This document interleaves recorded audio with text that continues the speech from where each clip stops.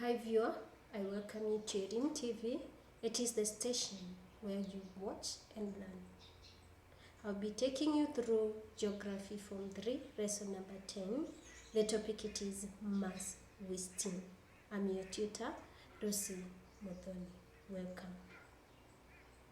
Let us look at our lesson goals. The first one, we are going to define mass wasting. Number 2, we are going to look at the factors influencing mass wasting. And number 3, we are going to look at the types of mass wasting. We start by definitions.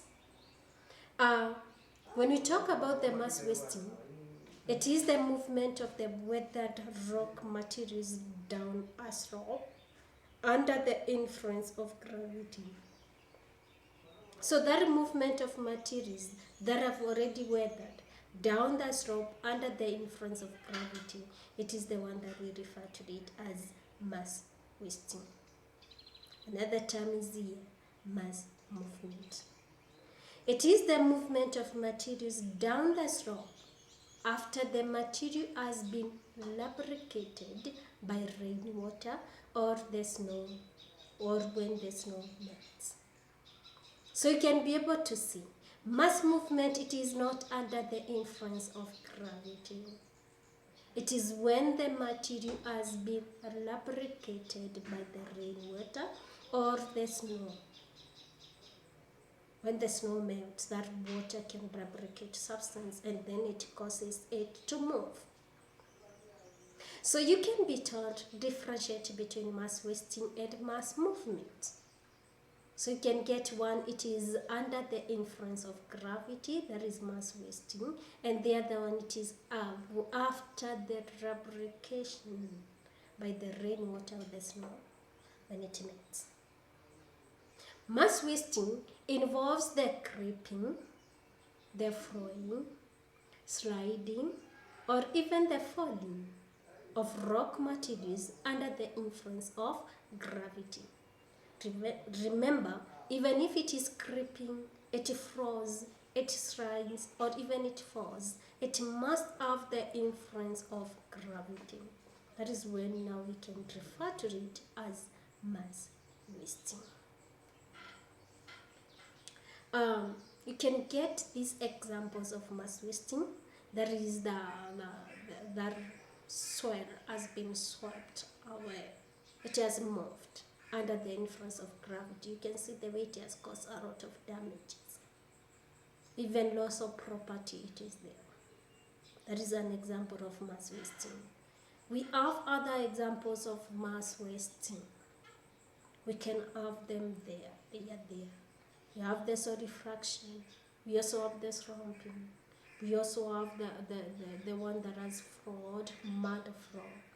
We also have the debris flow, and also we can have the rock flow. So it can be in any of that. That is what we refer to it as the mass movement. So you can get the difference between mass movement and the mass wasting.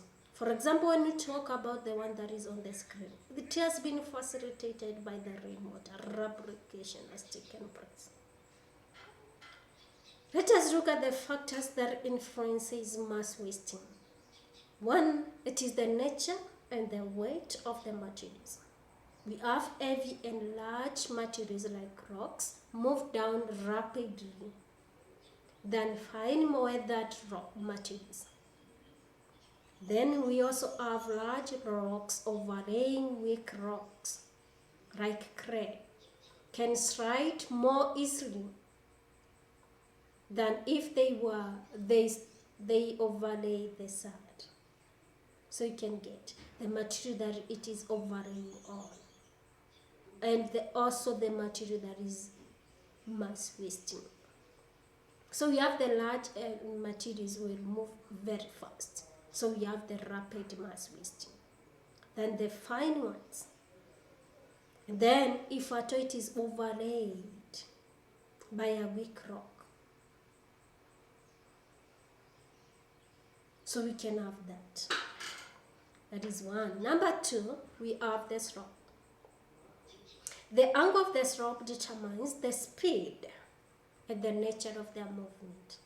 The steeper the slope, the faster the movement of the weathered material, compared with the gentle sloping or low-lying plains.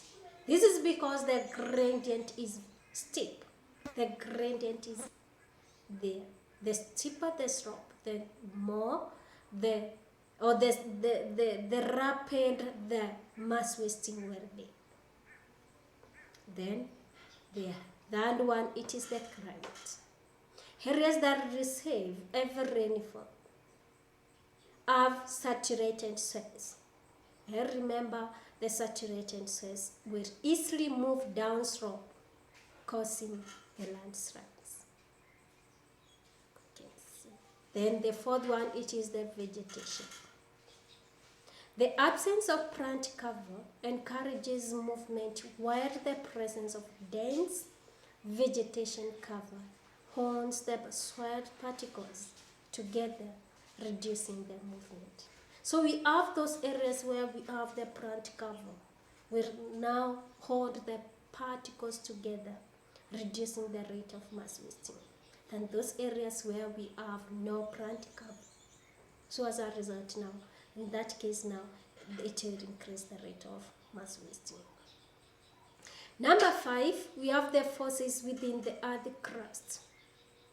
We have the tectonic forces, the compression, tension, shear, tear, that are by the earthquakes, may trigger off the widespread movement of materials, even the volcanic eruptions.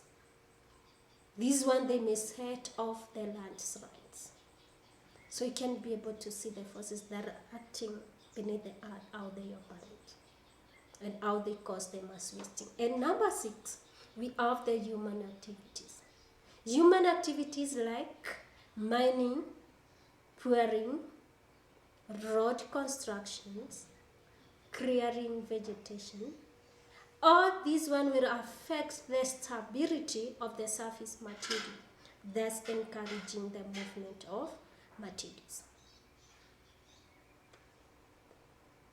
Then we look at the types of mass wasting. There are 2 types of mass wasting.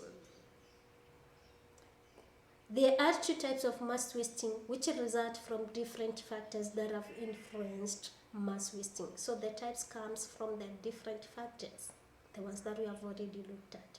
And they include the slow mass wasting and rapid mass wasting, the 2 of them. The activity for today, 1, you are supposed to differentiate between mass wasting and mass movement. Number 2, state 4 factors that influence mass wasting. Number 3, state 2 types of mass wasting. For more information, you can get the KLB 2003 Secondary Geography Student Book 3, that edition. You can contact us through the SMS, through the YouTube, also Facebook, and also the Twitter. Otherwise, stay tuned to the Arim TV. Thank you.